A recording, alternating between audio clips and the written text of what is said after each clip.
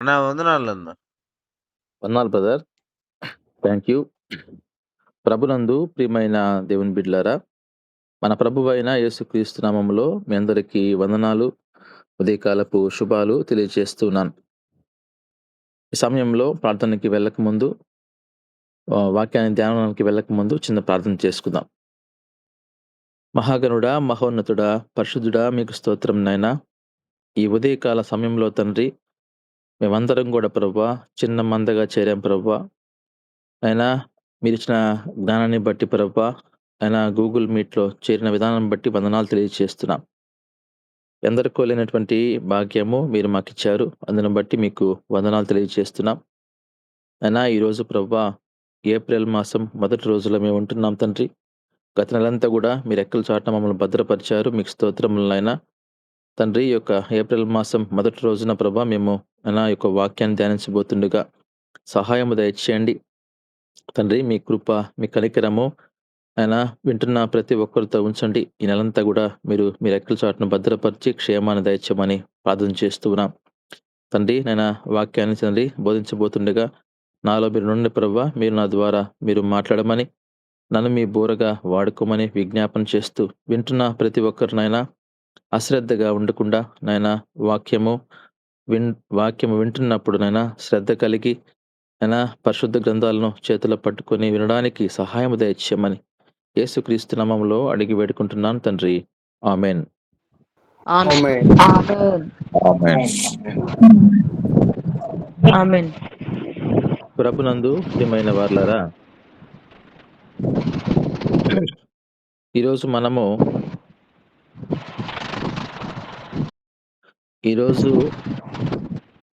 ఈరోజు మనము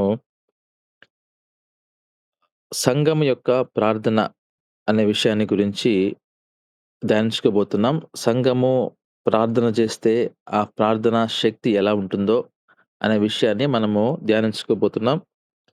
అందుకంటే ముందుగా ఎవరైతే హతసాక్షిగా పిలువబడుతున్నారో స్టెఫను గురించి కూడా కొన్ని విషయాలు ధ్యానించుకొని తర్వాత మనము ఈ పేతురు అంశానికి వద్దాం. ఒకసారి మనం గమనించినప్పుడు అపోస్తల కార్యములు 7వ అధ్యాయంలో మనము ఈ వాక్య భాగాన్ని గమనించవచ్చు. ఒకసారి ఆ వాక్య భాగాన్ని చదువుకుందాం. అపోస్తల కార్యములు 7వ అధ్యాయము 55వ వచనాన్ని మనం గమనించినప్పుడు, అయితే అతడు 51 చదువుదాము. ముష్కరులారా, హృదయములను చెవులను దేవుని వాక్యమునకు లోపరచనలని వారులారా, మీ పితరుల వలె మీరును ఎల్లప్పుడూ పరిశుద్ధాత్మను ఎదిరించుచున్నారు. మీ పితరులు ప్రవక్తలలో ఎవరిని హింసింపకయుండిరి? ఆ నీతిమంతుని రాకను గూర్చి ముందు తెలిపిన వారిని చంపిరి. ఆయనను మీరు ఇప్పుడు అప్పగించి హత్య చేసిన వారైతిరి. ప్రభునందు ప్రియమైన వారలారా, ఈరోజు గొప్ప దైవజనుడు మరి పాస్టర్ ప్రవీణ్ గారు గురించి మనం విన్నప్పుడు కొంత ఆశ్చర్యానికి మనం గురైనాం. కానీ ఇది మొదటి నుంచి కూడా ఇది జరుగుతున్నట్టుగా ఇక్కడ మనం చూస్తున్నాం. ఆది అపోస్తలుల కాలంలో కూడా మనం చూసినప్పుడు అప్పటి నుంచే ఈ హింసించడము ఇవన్నీ కూడా మనం గమనిస్తున్నాం. దేవుని గురించి, యేసుక్రీస్తు వారి గురించి ఏదైనా చెప్పినప్పుడు వింటున్న ప్రజలకి అది మింగుడు పడేది కాదు.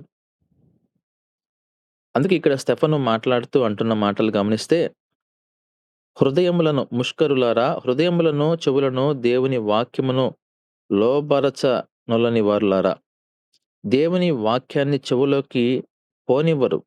దేవుని మాటలను వినడానికి ఇష్టపడరు. అలాంటి వారిని మీరు హింసిస్తూ వస్తున్నారు. అదే సమయంలో వారిని చంపారు కదా మీ పితరులు కూడా. అంత మాత్రం గమ్ముగున్నారా? యేసుక్రీస్తు వారిని మీరు సిలువకు అప్పగించారు అనే మాటలు ఇక్కడ మనం చూస్తున్నాం. వాళ్ళలో మార్పు లేదు. దేవుని యొక్క మాటలు వింటున్నప్పుడు, సువార్త చెప్తున్నప్పుడు ఆ సువార్తను స్వీకరించే పరిస్థితుల్లో వారు లేరు. దేవుని మాటలు వాళ్ళ చెవులో వాళ్ళు చొచ్చనీయరు. కాబట్టి ఇలాంటి పరిస్థితుల్లో వాళ్ళు ఉన్నప్పుడు వారికి ద్వేషమనేది పెరిగిపోతున్నట్టుగా ఇక్కడ మనం చూస్తున్నాం. తర్వాత చూడండి 53వ వచనంలో, దేవదూతల ద్వారా నియమింపబడిన ధర్మశాస్త్రమును మీరు పొందితిరి కానీ దానిని గైకొనలేదని చెప్పెను. ధర్మశాస్త్రము దేవుడిచ్చాడు. దాన్ని మనం గైకుంటే కదా! ఆ రోజుల్లో అదే విధంగా జరిగింది. ఈ రోజుల్లో కూడా ఇప్పుడు కూడా క్రైస్తవేతరులు కావచ్చు, క్రైస్తవులు కావచ్చు, మనం సువార్తకి వెళ్ళినప్పుడు ఆ సువార్తను అంగీకరించని వాళ్ళు, లేకపోతే వినని వాళ్ళు అనేక మంది ఉంటున్నారు. అదే సమయంలో క్రైస్తవులు గూడా ఈ రోజున నామకార్థకంగా మందిరానికి వెళ్ళేవాళ్ళు, దేవుని వాక్యాన్ని వాళ్ళు గైకొనలేకపోతున్నారు. మందిరానికి వెళ్తున్నారు, బాగుంది. ఆ మందిరంలో కూర్చున్నటువంటి ఆ వాక్య భాగ సమయంలో కాన్సంట్రేషన్‌గా వాక్యాన్ని వినలేక, ఏకాగ్రత కోల్పోయి, వారు అటు ఇటు ఆలోచిస్తూ, ఆలోచనలతోటి ఆ వాక్యాన్ని వాళ్ళు వినని పరిస్థితుల్లో ఈరోజు మనం చూస్తున్నాం. కాబట్టి ఆ రోజున దేవుడు ఈ విషయాలు రాయించాడు. అంటే ఆ ప్రజల యొక్క ఆలోచన విధానము, ప్రవర్తన ఆ రోజు నుంచి గూడా ఈ రోజు వరకు అలానే ఉంది అని మనం చెప్పుకోక తప్పదు. ఈ రోజున మనం తెలుసుకుంటున్నాం గాబట్టి మనం బాధపడుతున్నాం. సాటి వ్యక్తిగా, సాటి మనిషినికి జరిగినప్పుడు మనం బాధపడుతున్నాం. కానీ ఆ రోజుల నుంచి కూడా ఈ రోజు వరకు ఎవరైతే దేవుడిని నమ్ముకొని జీవిస్తున్నారో వారిని ఈ విధంగా హింసిస్తున్నట్టుగా మనం గమనించాలి. అయితే వారి మాటలు విని కోపముతో మండిపడి అతన్ని చూచి పండ్లు కొరికిరి. ఆ మాటలు మాట్లాడుతుంటేనే వారు కోపమొచ్చేసింది. సువార్త చెప్తున్నప్పుడే వారికి చూసి పండ్లు కొరికారంట. అంటే అంత కోపము. ఏదైనా చేయాలన్నటువంటి ఆ ఉద్రేకంతో వారికి గురైనట్టుగా చూస్తున్నాం.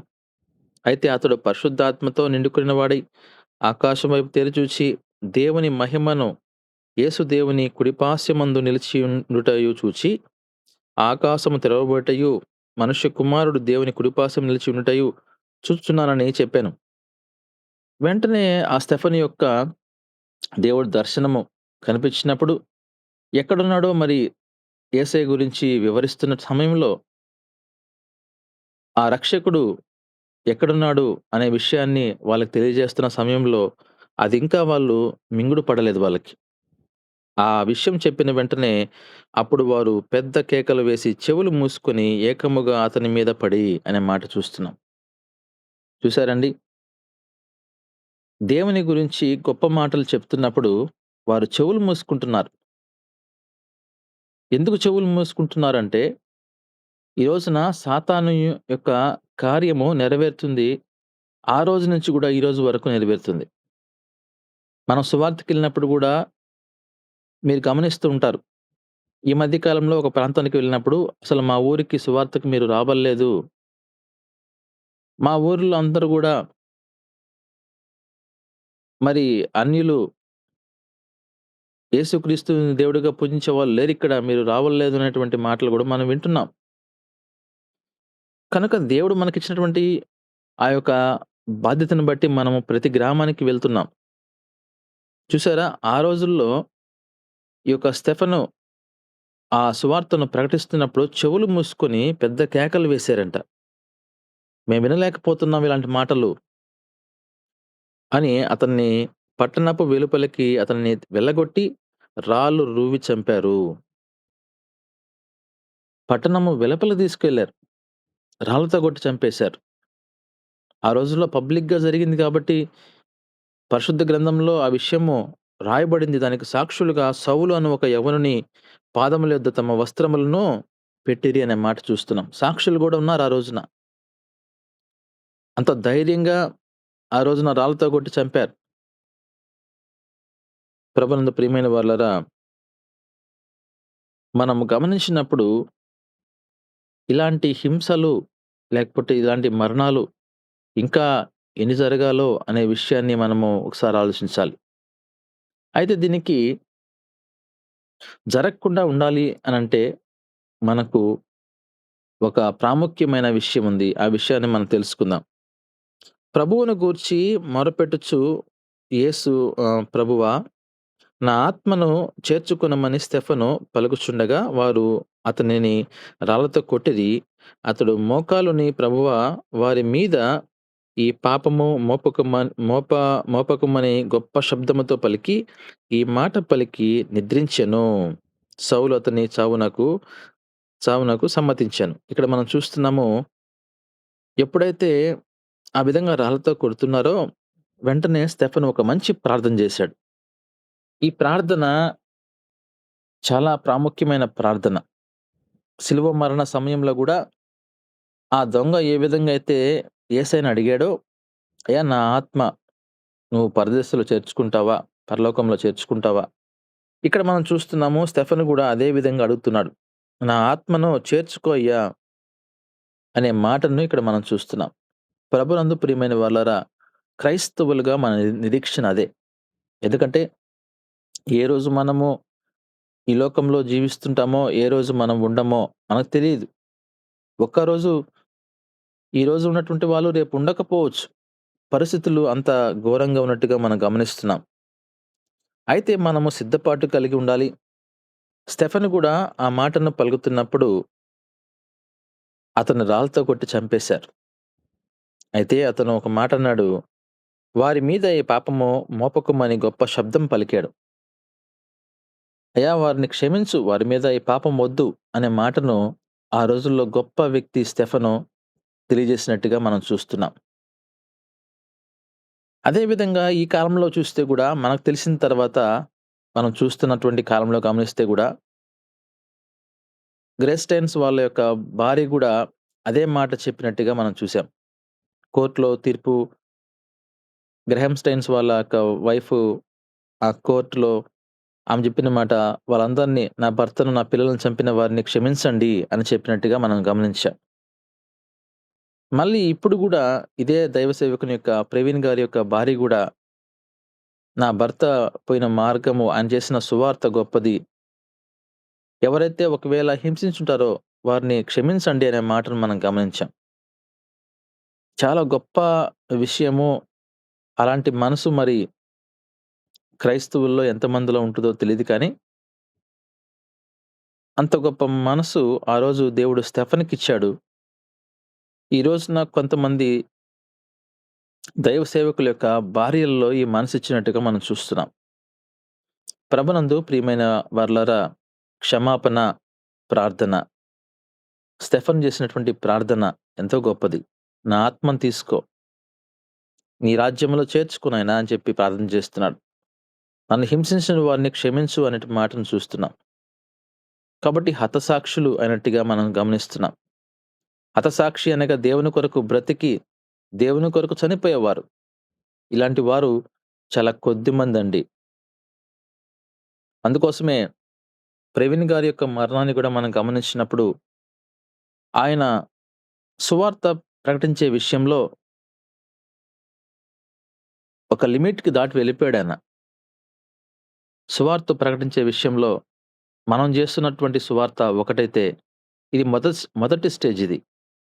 కానీ ఆ స్టేజ్‌ని ఆయన దాటి వెళ్ళిపోయాడు. చాలా మంచి సువార్తను ప్రకటించాడు.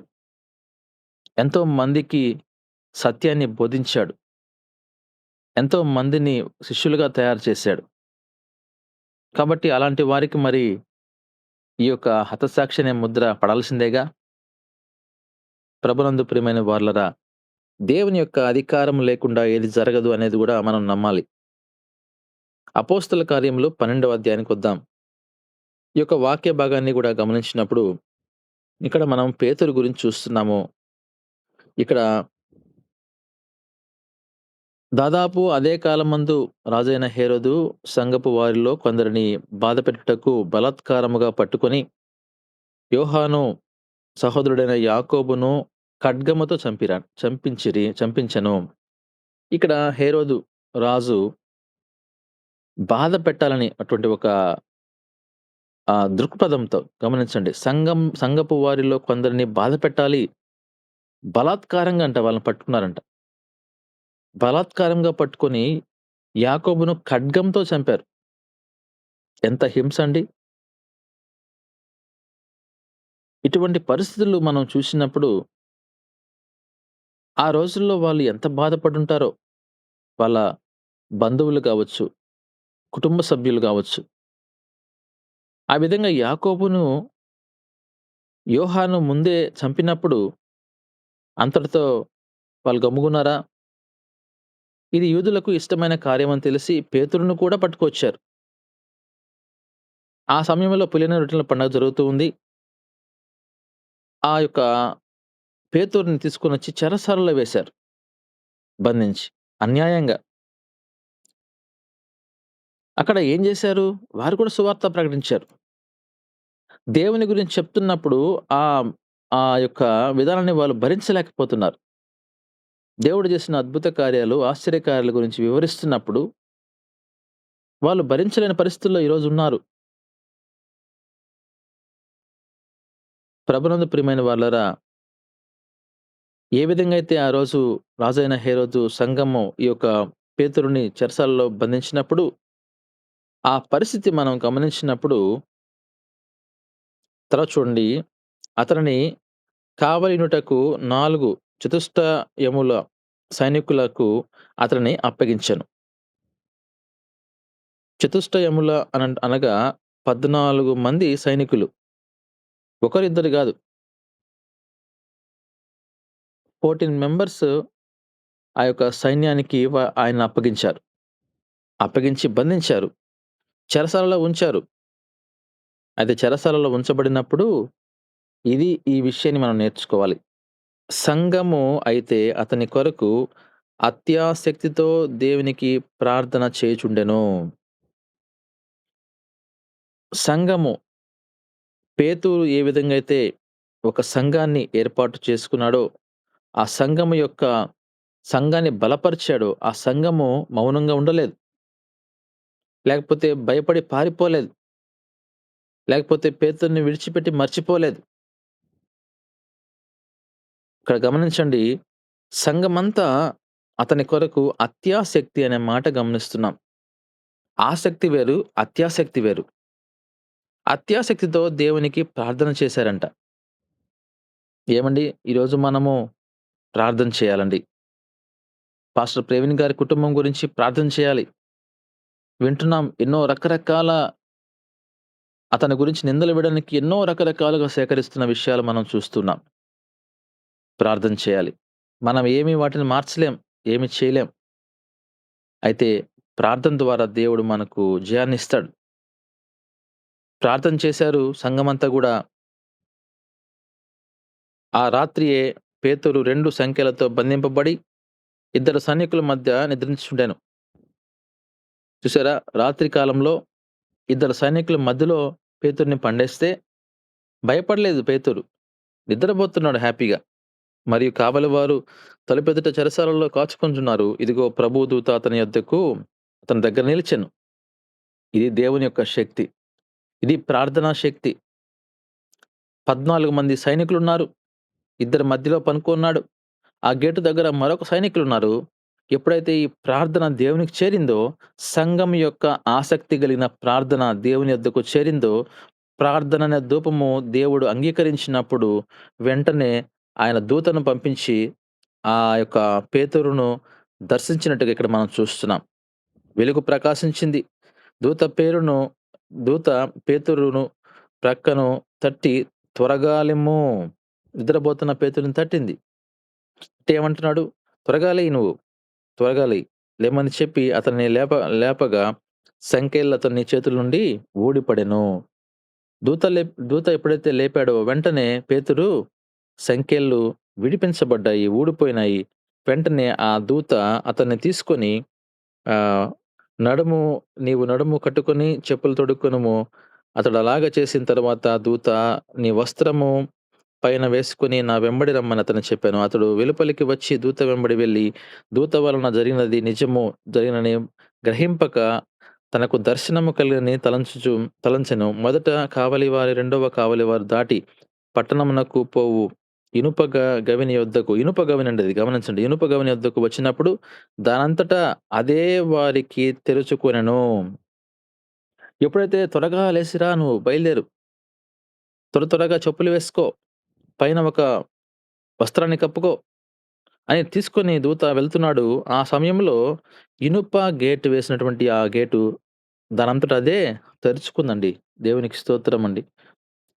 ఈ రోజున ఆ రోజు సంఘము యొక్క ప్రార్థన వలన దేవుడు ఆ దూతను మరి పంపించినప్పుడు, దూత వచ్చి తీసుకొని వెళ్తున్నప్పుడు ఆ ద్వారాలు సంకెళ్ళు విడిపించబడ్డాడు. అదే విధంగా ఆ ద్వారము తెరచబడి అక్కడికి మనం బయటికి వెళ్ళినట్టుగా మనం చూస్తున్నాం. పేతురుకు తెలివి వచ్చి, ప్రభువా, తన దూతను పంపి హేరోదు చేతిలో నుండి యూదులను ప్రజలను నాకు చేయు ఉద్దేశించినటువంటి వాటన్నిటి నుండియు నన్ను తప్పించి ఉన్నాడని ఇప్పుడు నాకు నిజముగా తెలియనని అనుకున్నాను. అప్పుడు తెలిసింది అతనికి. అప్పుడు దాకా పేతురు ఆ నిద్ర మత్తులో ఉన్నాడు. గ్రహించలేకపోయాడు. ప్రార్థనా శక్తిని గ్రహించలేకపోయాడు. అప్పుడు ఒక్కసారిగా మరి పేతురు ఆ ఉలిక్కిపడి తెలుసుకున్నాడు. తెలుసుకొని వెంటనే తిరిగి ఆ యొక్క గృహానికి వెళ్ళడం మనం చూస్తాం. అది మనం చూడొచ్చు. 15వ వచనం చూడొచ్చు. అందుకు వారు, నీవు పిలిచిన పేతురు ఇంకను తలుపు తట్టుచున్నందున వారు తలుపు తీసి అతనిని చూచి విభ్రాంతి నొందిరి 16వ వచనంలో. కనుక ఎక్కడి నుంచైతే బయలుదేరి వెళ్ళాడో సంఘము విడిచిపెట్టకుండా సంఘము కంటిన్యూగా ప్రార్థన చేస్తూ ఉంది. ఆ సంఘం యొక్క ప్రార్థనకు దేవుడు సంఖ్యల నుంచి విడిపించి తీసుకొని వచ్చి ఆ ప్రార్థన చేస్తున్నటువంటి ప్లేస్‌లోకి తీసుకొనొచ్చారు. అప్పటికి ఇంకా వాళ్ళు ప్రార్థన చేస్తూనే ఉన్నారు. వాళ్ళు ఆశ్చర్యపోయారు. విభ్రాంతి నొందారు. మేము ప్రార్థన చేస్తూనే ఉన్నాం. ఇంకా కొనసాగుతూనే ఉంది. అయినప్పటికి గూడా ఈ లోపలే వచ్చేసాడు పేతురు అనేటువంటి విషయాన్ని చూసి వాళ్ళు ఆశ్చర్యపోయారండి. ఎంత గొప్ప దేవుడు మన దేవుడు. దేవుడు ఏమైనా చేయగలడు. ఎందుకంటే ఆయన సృష్టికర్త అనే విషయాన్ని మనము గమనించాలి. ఆ రోజున యోబు విషయంలో మనం గమనించినప్పుడు సాతాను వచ్చి యోబుతో మరి దేవునితో అడిగినప్పుడు పర్మిషన్ తీసుకున్నాడు సాతాను. అయ్యా! యోబు మీద నేను ఒక ప్రయోగం చేయమంటావా? నువ్వు పర్మిషన్ ఇస్తావా? నా బిడ్డ చుట్టూ ఏముంది తెలుసా? యోబు చుట్టూ ప్రార్థన అనే కంచె వేసుకున్నాడు యోబు. ఆ కంచెను తీసివేయమని సాతాను చెప్పినప్పుడు ఒక అధికారం దేవుడిచ్చాడు. ఏమనంటే, నీవు అతని ప్రాణం మాత్రం తీయడానికి లేదు అనే మాటను చెప్పాడు. ప్రభువునందు ప్రియమైన వారలారా, మనం ఎప్పుడైతే ప్రార్థన ద్వారా మన కుటుంబం చుట్టూ మనం కంచె వేసుకుంటామో, మన సంఘం చుట్టూ మనం కంచె వేసుకుంటామో, దేవుని యొక్క కాపుదల మన మీద ఉంటుంది. మనం ప్రయాణమై ఎళ్తున్నప్పుడు ఎలా ఉన్నప్పటికీ ఒక శత్రువులు మన మీద దాడి చేయాలన్నా పర్మిషన్ తీసుకోవాల్సిందే. ఈరోజు మనం చూస్తున్నటువంటి కార్యం గమనించినప్పుడు దేవుని యొక్క ఇష్టం లేకుండా, దేవుని యొక్క ప్రణాళిక లేకుండా, ఎందుకంటే ఆయన ప్రణాళికలో ఏముందో, ప్రవీణ్ గారి యొక్క మరణం తర్వాత మరి ఏం జరగబోతుందో, ఎందుకని అలా జరిగిందో ఒక పెద్ద ప్రణాళిక ఉందక్కడ. ఆ ప్రణాళికను మనం గమనించాలంటే నువ్వు ఆత్మీయంగా జీవించాలి. ఆ ప్రణాళిక ఏంటి? కనుక మనందరం గూడా ఈరోజు ఆ కుటుంబం గురించి ప్రార్థన చేయాలి. ఆ కుటుంబం గురించి మనము ప్రార్థన, విజ్ఞాపన ఎడతెగక చేయాలి. ఎందుకంటే వాళ్ళ యొక్క అతను ఏదైతే సేవ చేస్తున్నారో ఆ సేవ కొనసాగాలన్నా మన ప్రార్థన అవసరం. ఎంతో గొప్ప సేవ మరి పాస్టర్ గారు చేశారు. ఆ సేవ మళ్ళీ అది కంటిన్యూ అవ్వాలి. మంచి యవ్వనస్తులు లేకపోతే ఆయన శిష్యులు మరి ముందుకొచ్చి ఆ సేవను కొనసాగించేటువంటి స్థితిలోకి రావాలి. ఆయన ఏమైతే జ్ఞానం పొందుకున్నాడో ఆ జ్ఞానాన్ని అందరికి పంచాడు. ఆ జ్ఞానాన్ని సంపాదించుకున్నటువంటి పరిస్థితుల్లోకి అనేక మంది వచ్చినప్పుడు తిరిగి మళ్ళీ ఇలాంటి ప్రవీణ్ పాస్టర్ గారు లాంటి వాళ్ళు అనేక మంది వస్తారు. ఈ రోజున అనేక మంది క్రైస్తవుల్లో బాధ ఏర్పడిపోయింది. కానీ ఆ బాధ అనేది ఖచ్చితంగా ఉంటుంది. అయితే మనం చేయాల్సింది అత్యాసక్తితో మనం ప్రార్థన చేయాలండి. దయచేసి వాక్యం వింటున్న వారు మీకు తెలిసిన వారికి కూడా చెప్పాల్సిన విషయము ప్రార్థన. ప్రతిరోజు ప్రార్థన చేయండి వాళ్ళ గురించి. ఆ ప్రార్థన చేసినప్పుడు దేవుడు మనకు గొప్ప కార్యం చేస్తాడు. సత్యాన్ని వెలికి తీస్తాడు. సత్యాన్ని మనము చూస్తాము, వింటాము. ఆ రోజు మనం సంతోషిస్తాం. దేవుని నీ ప్రణాళిక ఏందో తెలీదయ్యా! మాకు తెలియజేయి నాయనా. నీ ప్రణాళిక గొప్పది. కాబట్టి దేవుడు ఒక పర్మిషన్‌ని ఇచ్చినట్టుగా మనం చూస్తున్నాం. అందుకోసమే మత్తయి సువార్త 5:11లో ఒక మాటను గమనిద్దాం. నా నిమిత్తము జనులు మిమ్మును నిందించి, హింసించి మీ మీద అబద్ధముగా చెడ్డ మాటలెల్లా పలుకున్నప్పుడు మీరు ధన్యులు. దేవుడు రాస్తున్నాడండి ఈ వాక్యాన్ని. మిమ్మల్ని హింసిస్తారు. ఎవరి నిమిత్తము? దేవుని నిమిత్తము. దేవుని నిమిత్తము జనులను వీరు అన్యులు లేపోతే లోకము నిందిస్తుంది, హింసిస్తుంది, అబద్ధం ఆడుతుంది, చెడ్డ మాటలు పలుకుతారు. అయినప్పటికి నువ్వు ధన్యుడివే. సంతోషించు, ఆనందించు. ఎందుకంటే పరలోకమందు నీ ఫలం అధికమవుతుంది గదా! ఇక్కడ గాదు నీ ఫలము. ఇక్కడ నువ్వు ఫలించవు. ఇక్కడ నిన్ను ఒకవేళ హింసిస్తారు, దూషిస్తారు. నీ మీద అబద్ధంగా చెడ్డ మాటలు చెప్తారు. నిన్ను అవమానపరుస్తారు, నిన్ను నిందిస్తారు. అయినప్పటికి నువ్వు సంతోషించు, ఆనందించు. పరలోకమందు నీ ఫలము అధికమగుతుంది అనే మాట ఇక్కడ మనం గమనిస్తున్నాం. ప్రభునందు ప్రియమైన వర్లారా, అవునండి. మన ఫలం ఇక్కడ కాదండి ఫలించాల్సింది. పరలోకమందు మన ఫలం ఫలిస్తుంది. ఇక్కడ నువ్వు ఎన్ని బాధలు పడొచ్చు గానీ, దేవుడు నీకు ఒక రోజున ఆ సంతోషమైనటువంటి ఫలాన్ని నీకు దేవుడు అక్కడ ఇస్తాడు. ఆ రోజు నువ్వు సంతోషిస్తావు. అందుకే యోహాను సువార్త 15లో గమనించినప్పుడు మరొక వాక్య భాగము, లోకము మిమ్మును ద్వేషించిన యెడల మీకంటే ముందుగా నన్ను ద్వేషించెనని మీరెరుగుదురు. ఈరోజు మనల్ని లోకం ద్వేషిస్తుందేమో, అంతకంటే ముందు ఆ లోకము దేవుడిని ద్వేషించింది. యేసయ్యను ద్వేషించింది. ఇష్టపడలా. యేసయ్య చేస్తున్న గొప్ప కార్యాలు ఇష్టపడలేదండి. మీరు లోకము సంబంధులైన యెడల లోకము తన వారిని స్నేహించును. అయితే మీరు లోక సంబంధులు కారు. ఇది సత్యమండి.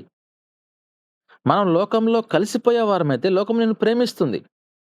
కానీ మనం లోకంలో కలవడానికి అవకాశం లేదు. ఎందుకని? మనం లోక సంబంధులము కాదు. నేను మిమ్మును లోకములో నుండి ఏర్పరచుకొంటిని. మనము లోకంలో ఉన్నప్పటికి కూడా లోకంలో నుండి మనల్ని దేవుడు ఏర్పాటు చేసుకున్నాడు. అందుచేతనే లోకం మిమ్మును ద్వేషిస్తుంది. కాబట్టి ఈ క్రియేషన్‌లో మనం ఉన్నాం. అయితే ఈ లోకంలో మనందరం ఉన్నప్పటికి కూడా ఈ లోకంలో నుంచి నువ్వు ప్రత్యేకించబడ్డావు. నువ్వు రాజువైన యాజక సమూహము నీవు. నువ్వు దేవుని కుమారుడు, దేవుని బిడ్డవు నువ్వు. కాబట్టి క్రైస్తవులము అనగా దేవుడు ప్రేమించినటువంటి శిష్యులు. ఈరోజు గమనిస్తే మనల్ని ఆయన వేరుపరిచాడు గాబట్టి ఈరోజు లోకం మనల్ని ద్వేషిస్తుంది. భయపడాల్సిన అవసరం లేదు మనం. ఎందుకంటే ఒకవేళ ఇక్కడ చనిపోతే పరలోకంలో మనం చేరతామనేటువంటి నిరీక్షణ మనలో ఉండాలి. ప్రభునందు ప్రియమైన వాళ్ళరా, నేను చివరిగా ఒక మాట చదివి ముగిస్తాను. యోహాను సువార్త 16వ అధ్యాయము 33వ వచనాన్ని గమనించినప్పుడు, నా యందు మీకు సమాధానము కలిగినట్లు ఈ మాటలు మీతో చెప్పుచున్నాను. ఏమంటున్నాడండి? నీకు సమాధానం ఉండాలంటే దేవునిలో సమాధానం పొందుకోవాల. నా యందు నీకు సమాధానం. చాలా కష్టమండి. నేను ఎప్పుడైతే పాస్టర్ గారు చనిపోయారో మదన పడ్డానండి చాలా రోజులు. దాదాపుగా 2, 3 రోజులు ఆలోచిస్తున్నా. ఏంది ప్రభువా ఇలా జరిగింది? ఒక దాన్ని ఏమని చెప్పాలో తెలీదు. ఒక అవమానమో అనుకోవచ్చు. ఒక బాధ అనుకోవచ్చు. నా కుటుంబ సభ్యులు చనిపోయినంత ఇదిగా బాధపడి నేను ఆదివారం రోజున నేను ఈ పేపర్ వాల్యుయేషన్ డ్యూటీలో ఉన్నప్పుడు చాలా బాధతోటి నేను మోకాళ్ళు ప్రార్థన చేసుకోవాలి ఈరోజు అని నెల్లూరులో నేను పేపర్ వాల్యుయేషన్ డ్యూటీలో ఉన్నప్పుడు మరి లోన్ స్టార్ చర్చికి వెళ్ళినప్పుడు ఆ లోన్ స్టార్‌లో చర్చిలో చంటి పాస్టర్ గారు వాక్యం చెప్తూ ఆ రోజు ఆ మాటలే మాట్లాడాడండి. ఆ రోజు ఆ మాటలు నన్ను ఆదరించాయి. ధైర్యపరిచాయి. నేను ఎవరితో చెప్పుకోలేని పరిస్థితి. ఏంది ఈ బాధ? ఎందుకు మనకిలా జరుగుతుంది? జరిగిన తర్వాత అది గూడా సత్యం బయటికి రాకుండా రకరకాలుగా దాన్ని మాఫీ చేస్తున్నారు. ఎందుకిలా జరుగుతుందనేటువంటి మదన పడుతూ కొన్ని సందర్భాల్లో ఎవరికి కనబడకుండా ఏడ్చుకుంటూ నేను బాధపడి రాత్రి 11 గంటలప్పుడు మోకాళ్ళొంగి ప్రార్థన చేశా దేవుడికి, "ఏంది నాయనా నీ సేవకుల్ని ఇలా దారుణంగా చనిపోయాడే. ఏంది ఈ పరిస్థితి? ఇది కొనసాగుతదా? ఎలా ఇలా ఉంటే? మంచి జ్ఞానవంతుడు గదా!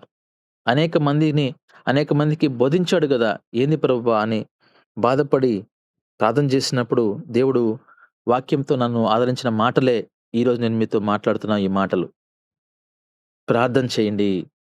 ప్రార్థన చేయండి. ఆ రోజు చెప్తున్నాం, చంటి పాస్టర్ గారు చెప్తున్న మాటలు, ప్రార్థన చేయండి. ప్రార్థన చేయండి. అందుకే ఈ మాట చూస్తున్నాం. నా యందు నీకు సమాధానం ఉండాలంటే ఈ మాటలు మీతో చెప్పుచున్నాను. లోకములో మీకు శ్రమ కలుగును. ఆయనను ధైర్యం తెచ్చుకొనుడి. ఎందుకు? నేను లోకమును జయించి ఉన్నాను. దేవుడు లోకాన్ని జయించాడండి మన దేవుడు. దేవుడు ఈ లోకంలో ఉన్నప్పుడు ఎన్నో శ్రమలు అనుభవించాడు. ఆయన యొక్క ముఖం మీద ఉమ్మి వేశారు. ముళ్ళ కిరీటం పెట్టారు. ఆయన ఆ యొక్క వీధిలో నడుచుకుంటూ వెళ్తున్నప్పుడు ఆయన సిలువను ఆయన మీదే పెట్టి మోపించారు. అటువంటి దుర్మార్గులు మధ్య ఆ రోజు యేసుక్రీస్తు వారు జయించాడాయన. ఈరోజు మనల్ని కూడా ఆయన కోరుకుంటున్నాడు. నా యందు నీకు సమాధానం ఉండాలంటే నువ్వు కూడా జయించాలా ఈ లోకాన్ని. శ్రమలు పడు. ఎందుకు బాధపడుతున్నావు? శ్రమలు పడు. ఒకవేళ ఒకవేళ మరణించాల్సొచ్చిందా? హతసాక్షిగా పిలువబడు. ఇబ్బంది లేదు. పరలోకమందు నీ ఫలముంటది బాబు అనే మాటను చదువుతున్నప్పుడు కొంత ఆదరణ కలిగింది. ఆ రోజు దేవుడు ఆధిక్యత ఇచ్చాడు. మోకాలు వంగి ప్రార్థన చేయడానికి అవకాశం అక్కడ ఇచ్చాడు. ప్రార్థన చేసి, కన్నీటి ప్రార్థన చేసి, సంతోషంతో, సమాధానంతో నేను తిరిగి నా డ్యూటీకి వెళ్ళగలిగాను.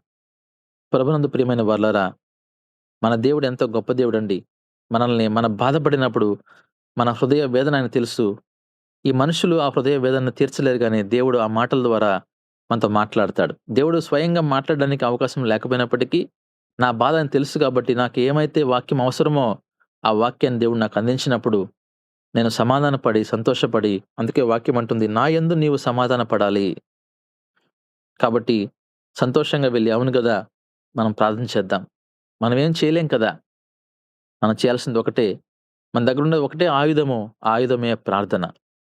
కనుక ప్రభునందు ప్రియమైన వారలారా, ఎవరు ఈ రోజున ఈ గూగుల్ మీట్‌లో ఈ వాక్యం వింటున్నారో, మీకు తెలిసిన వారికి, మీ సంఘస్థులకు, మీ స్నేహితులకు, మీ బంధువులకు, మీ కుటుంబ సభ్యులకు అందరికీ తెలియజేయండి. పిల్లలకు కూడా తెలియజేయండి. ప్రార్థన చేయండి. ప్రవీణ్ అంకుల్ కుటుంబం గురించి ప్రార్థన చేయండి. ఇద్దరు కుమార్తెలు, వాళ్ళ భార్య గురించి ప్రార్థన చేయండి. వాళ్ళకి ఆదరణ కలగాలి.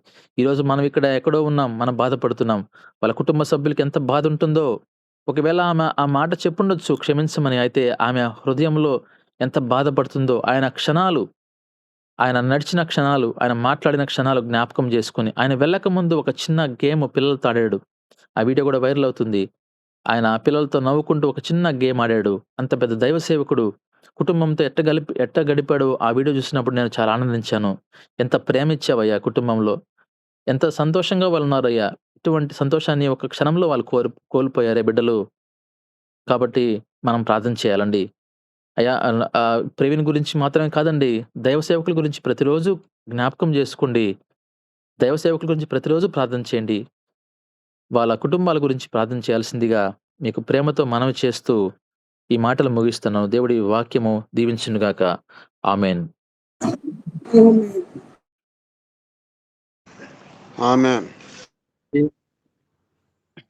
దేవునికి స్తోత్రం. చక్కటి వాక్య సందేశాన్ని అందించిన అవినీతన్న గారికి ప్రభు పేరిట వందనాలు తెలియజేస్తూ ఉంటున్నాం. ఆదరమున స్టెఫెను ఏ విధంగా హతసాక్షిగా మార్చబడ్డారు, తర్వాత యాకోబు ఏ విధంగా హతసాక్షిగా మార్చబడ్డాడు, పేతురు విషయంలో సంఘము ఏ విధంగా అత్యాసక్తితో ప్రార్థన చేసినప్పుడు దేవుడు ఏ విధంగా పేతురుని తప్పించి ఉన్నారు, అదేవిధంగా మన యొక్క సహోదరులు ప్రవీణ్ అన్న గారి యొక్క జీవితంలో తను చేసిన పరిచర్యను మరొకసారి అన్న జ్ఞాపకం చేసిన విధానాన్ని బట్టి అన్నకు ప్రభు పేరిట వందనాలు తెలియజేస్తూ ఉంటున్నాను. ఈ యొక్క వాక్యము మన హృదయంలో ఫలించలాగున మన మధ్యలో ఉన్న సొలొమాంటి గారు వాక్యం ఫలింపు నిమిత్తము ప్రార్థన చేయవలసిందిగా ప్రభు పేరిట మనవి చేస్తూ ఉంటున్నాను. ప్రేమ నమ్మకం కలిగిన మా గొప్ప ప్రియ పరలోకపు తండ్రి, నీ ఘనమైన పాదములకు వెళ్ళి వందనములు స్థుతులు స్తోత్రములు ప్రభా. నేను ఉదయకాలం ప్రభా, నేను ఈ రీతిగా యూసీ టీంలో చేరి ప్రేయర్ చేసుకుంటూ మీరు ఇచ్చిన అవకాశాన్ని బట్టి మీ పాదాలకు స్థుతులు స్తోత్రాలు చెల్లిస్తూ ఉన్నాను. ఎన్నికలేని వారు ఎందుకు పనికిరాని మమ్మల్ని ఎంతగానో ప్రేమించిన నా గొప్ప దేవాతి దేవుడు ప్రభా, నువ్వు సృష్టికర్తవు నాయనా, నీ ఘనమైన వందనాలు ప్రభా. నీకే స్థుతులు స్తోత్రాలు తండ్రి. అయ్యా, ఎన్నికలేని వారం తండ్రి దయతో మమ్మల్ని క్షమించమని ప్రార్థిస్తున్నాం నా ప్రభా. మన తండ్రి నీ ప్రియ బిడ్డ నా ప్రభా చెప్పబడినటువంటి వాక్యాన్ని బట్టి నీకు వందనాలు స్థుతులు స్తోత్రాలు చెల్లిస్తున్నాను. అవును తండ్రి ప్రభా, ఆయన లోకములో ఆయన మరి అయా ఎన్నికలేని వారిని ఏర్పాటు చేసుకునే గొప్ప దేవుడు ప్రభా. నా తండ్రి అయినప్పటికీ ప్రభా, ఎంతో నా తండ్రి నైనా మరి కొంతమందికి నువ్వు ఎంతో జ్ఞానం ఇస్తావు నా తండ్రి ప్రభా. నైనా తెలివి ఇస్తావు తండ్రి, మాట్లాడి చాతుర్యం ఇస్తావయ్యా. నీ వరాలు ఎంతో గొప్పగా ఉంటాయి. ఒక్కొక్క రీతి ఒక్కొక్క మనిషిలో ఒక్కొక్క రీతిగా ఉంటాయి తండ్రి ప్రభా. నాయన అయ్యా నీకే వందనాలు. ఈ రోజుల్లో యథార్థంగా ఉంటే నా తండ్రి పనికిరాదు ప్రభా. నాయన అయ్యా ఎంతగానో తండ్రి మనుషుల మీద నిందలు వేసి అవమానాలు చూపి తండ్రి ప్రభా మరి మరణాన్ని నాయన చంపేదానిక దాని దూరం కూడా వచ్చేస్తూ ఉన్నారు. అవును ప్రభా. నా తండ్రి ప్రవీణ్ కుమార్ పట్ల ఆయన మేము చూసినప్పుడు మా హృదయం కలవరపడింది. ఆయన కన్నీరు కార్చాం, బాధపడుతూనే ఉన్నాం. చూసిన కాడి నుంచి తండ్రి బాధ వస్తూనే ఉంది. ఆయన చివరి దినాల్లో ఉన్నాం కనుక నా తండ్రి ప్రభా, మా ఆధారం నీవే, మా అయ్యా మరి అన్నీ నీవే కనుక నా తండ్రి ప్రభా. ఎన్ని చూస్తున్నా కూడా హృదయం ఎంతగా తండ్రి నైనా మా భారంతో ఉంటుండగా ప్రభా, ఆ భారానంతటినీ తీర్చే దేవుడు తండ్రి నీకు వందనాలు. అలనాడు మీ మీదే తండ్రి నైనా అయ్యా ఏ నింద లేదు, ఏ నేరం లేదు, ఒక దోషిగా నిలబెట్టి నేరం మోపి మిమ్మల్ని సిలువేసినారు ప్రభా. నా తండ్రి నువ్వు ప్రేమనే చూపించావు, శాంతిని చూపించావు, సమాధానాన్ని చూపించావు, పేదల్ని ప్రేమించావు ప్రభా. కనుక నా తండ్రి ఆ భార్య కూడా ఆ రీతిగా మాట్లాడగలిగింది ప్రభా. ప్రేమనే చూపించాలి, శాంతినే పంచాలి తండ్రి నాయన. ప్రతి ఒక్కరి ఎడల తండ్రి ఆయా కంటికి కన్ను పంటికి పన్ను కాకుండా ప్రభా నాయన ఆయా క్షమించే గుణాన్ని ప్రతి బిడ్డకి మీరు ఇస్తున్నారు. నేను క్షమించిన ప్రకారం మీరు క్షమించమంటున్నావు కనుక బైబిల్ గ్రంథాల్లో నా తండ్రి నీ ప్రియ బిడ్డలు మరి స్టెఫను, యాకోబు, పేతురు ప్రభా నాయన మరి ఎన్నో తండ్రి నాయన యోబు ఆయన ఎంతమంది భక్తులు ప్రభా నాయన ఆయన ఆనాడు ఆయన మరి కొన్ని నైనా శిక్షలకి గురి అయినప్పటికీ కూడా నా తండ్రి అయ్యా కూడా మరి నీవు వాళ్ళని తప్పించిన గొప్ప దేవుడు ప్రభా. సంఘం అంతా ప్రార్థన చేసినప్పుడు నా తండ్రి వాళ్ళు నాయన మరి విడుదల దయచేసినటువంటి గొప్ప దేవుడు నా తండ్రి ఆయన. అయా నీకే వందనాలు స్తుతులు స్తోత్రాలు తండ్రి ప్రభా. ఈనాడు కూడా మేము సంఘం అంతా చేరి ప్రార్థన చేయగలిగినటువంటి వారమే కానీ మేమేం చేయలేము నా తండ్రి. యేసయ్యా దయతో వారిని మీరు క్షమించండి, శత్రువుల్ని క్షమించమంటున్నావు, ప్రేమించమంటున్నావు నా తండ్రి ప్రభా. నాయన మానవ మాత్రలం కనుక నా తండ్రి నాయన ప్రతి ఒక్క మానవుడిలో కూడా తండ్రి కక్ష నాయన ఉంటది. అయినా కూడా ప్రభా దానికి బయటకు రానియకుండా ఆయన బైబిల్ సిద్ధాంత ప్రకారం తండ్రి జీవించే జీవితాన్ని ప్రభా మాకు మీరు కలిగింప చేయమని ప్రార్థిస్తున్నాను. అలాగనే ప్రభా మరి అంబేద్కర్ మంచి తెలియగలిగినటువంటి వాడు, రాజ్యాంగాన్ని రాసినటువంటి దేవుడు అయా మరి మనిషి కనుక అటువంటి జ్ఞానాన్ని ఒక ప్రవీణ్ కుమార్కి మీరు ఇచ్చి నా తండ్రి ఇంటర్నేషనల్ సేవకుడుగా నాయన మరి ఎవరితోనైనా మాట్లాడి నాయన ఎదుర్కొనే ధీటుగా ఆయన్ని నాయన మీరు నిలబెట్టారు. కానీ ఆయన చంపేసినా కూడా నా తండ్రి అటువంటి వాళ్ళని ఇంకా ఎక్కువ మందిని ఈ లోకంలో నాయన దేవుని సువార్త పంచుటకు నీ కృప చూపించమని ప్రార్థిస్తున్నాను ప్రభా. మా ప్రార్థన అదే. ఒక బిడ్డ తెలియగల బిడ్డ చనిపోయాడని అనుకుంటున్నాం కానీ అంతమంది భూమి మీద ఇంకా ఎక్కువగా నాయన నువ్వు ఉద్భవింపజేసే దేవుడు, పుట్టించే దేవుడు తండ్రి, వాళ్ళ జ్ఞానం ఇచ్చే దేవుడు కనుక నా తండ్రి తెలివి ఇచ్చే దేవుడు కనుక ఆయన యేసే నిజమైన దేవుడు అని ప్రతి ఒక్కరూ నాయన మరి విని విశ్వసించే భాగ్యం ప్రతి బిడ్డకి మీరు అనుగ్రహింపచేయండి. ఎన్ని గ్రంథాలు ఉన్నప్పటికీ అన్ని గ్రంథాల్లో పరిశుద్ధమైన గ్రంథం బైబిల్ గ్రంథం ఒకటే గొప్పది అని వారు నాయన గుండెలు కొట్టుకుంటూ అని వారు సత్యాన్ని తెలుసుకుని నేనే మార్గం సత్యం జీవం అని ఆ సత్యాన్ని తెలుసుకునే భాగ్యం ప్రతి బిడ్డకి మీరు అనుగ్రహిస్తారని ప్రభా. నేటి దినాల్లో కూడా సువార్త చేస్తున్న బిడ్డలకి ఎటువంటి ఆటంకాలు లేకుండా ప్రభా మీరే తోడయండి ప్రతి విషయంలో నా ప్రభా. వాళ్ళని కాచి కాపాడుతూ నడిపింప చేస్తూ నా తండ్రి ఈ కడవరి దినాల్లో సేవ చేయాలంటే చాలా కష్టం తండ్రి, సువార్త చేయాలంటే చాలా కష్టము. అట్లాంటి కష్ట దినాల్లో ప్రభా అయ్యా మరి నా తండ్రి నాయన మీరే బిడ్డలకి ఆయన ఎక్కడ ఏది ఇవ్వాలో, ఏది సమకూర్చాలో మీరు అనుగ్రహింప చేయమని పౌలు గారు ఎంతో ప్రయాసతోనూ ఆయన బాధతో నా తండ్రి దుఃఖంతో ఆయన సేవ చేసిన దినాలు బైబిల్ గ్రంథంలో రాసి ఉన్న అపోస్తల కార్యాల నుంచి కనుక నా తండ్రి ఈ లోకంలో నా ప్రభు కడవల దినాల్లో ఉన్నాం కనుక అటువంటి సేవ చేసుకుంటూ పోతూ మీ ప్రియ బిడ్డలకి మీరు తోడే ఉండి నడిపించకపోతే మేమేం చేయలేం కదా నా తండ్రి. నీవే కృప చూపించమని ఉదయ కాలం ప్రభా ఇట్టి వాక్యాన్ని మాకు అందించిన బిడ్డని నిత్ కుమార్ని ఆయన భార్య బిడ్డల్ని మీరు దీవించి ఆశీర్వదించమని వినుచున్నా నా తండ్రి. మా టీంలో ఉన్న ప్రతి బిడ్డని మీరు కాచి కాపాడి ఆ దీవెనతో నింపమని ఆశీర్వదించమని నజరేయుడైన యేసుక్రీస్తు పరిశుద్ధమైన నామములో స్తోత్రం చెల్లించి ప్రార్థించి అడిగి వేడుకుంటున్నాను తండ్రి. ఆమేన్. ఆమేన్. ఆమేన్.